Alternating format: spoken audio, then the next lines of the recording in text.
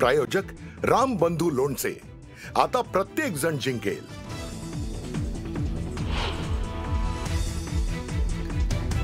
मुख्यमंत्री देवेंद्र फडणवीसांसह उपमुख्यमंत्री नाशिक दौऱ्यावर। कुंभमेळ्याच्या पार्श्वभूमीवर विविध विकास कामांचं भूमिपूजन। काळाराम मंदिर परिसराचीही करणार पाहणी।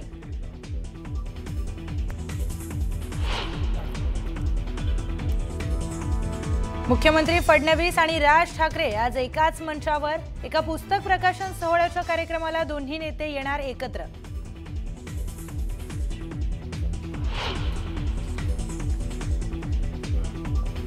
आरक्षण सोडत जाहीर झाल्यानंतर ठाकरे बंधूंकडून निवडणुकीची रणनीती सुरू।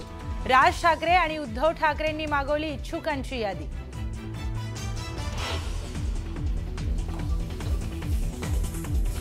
शरद पवारांच्या राष्ट्रवादीला निवडणूक आयोगाचा मोठा दिलासा। पक्षाला देण्यात आलेलं पिपाणी चिन्ह गोठवण्याची मागणी निवडणूक आयोगाकडून मान्य।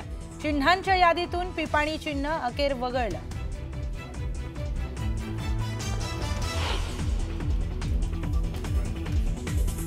तानाजी सावंतांचे बंधू शिवाजी सावंतांचा भाजप पक्षप्रवेश पुढे ढकलला।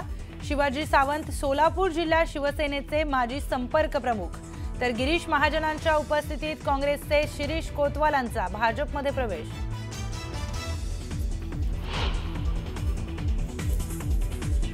मुंबईत मराठा मोर्चासाठी आलेल्या वाहन चालकांवर गुन्हे दाखल। गोवंडी पोलीस स्थानकात आतापर्यंत 123 गुन्हे दाखल झाल्याची माहिती।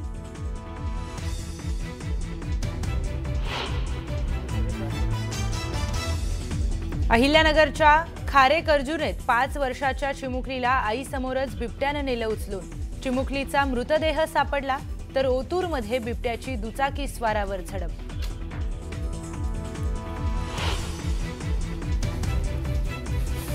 लग्नासाठी 34 वर्षीय तरुणाचं थेट शरद पवारांना पत्र। पत्नी मिळवून द्या, तुमचे उपकार विसरणार नाही। एकटेपणा जाणवतो म्हणत पत्रातून तरुणाने थेट शरद पवारांकडे मांडली व्यथा।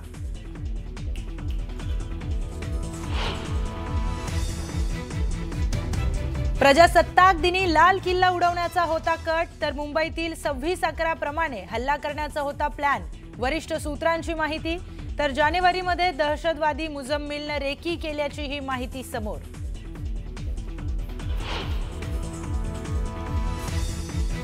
दहशतवादी उमर मोहम्मदचा दिल्लीतील कॅनॉट प्लेस भागात कार चालवतानाचा व्हिडिओ समोर।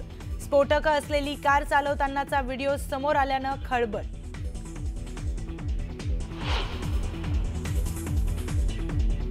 दिल्ली स्फोटात I-20 कार चालवणारा डॉक्टर उमरच असल्याचं समोर। DNA रिपोर्टमधून कारमध्ये उमरच असल्याचं स्पष्ट। तपास यंत्रणांना मोठं यश।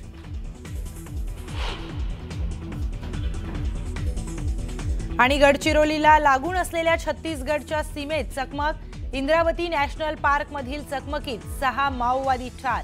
माओवाद्यांवर होतं लाखोंचं बक्षीस।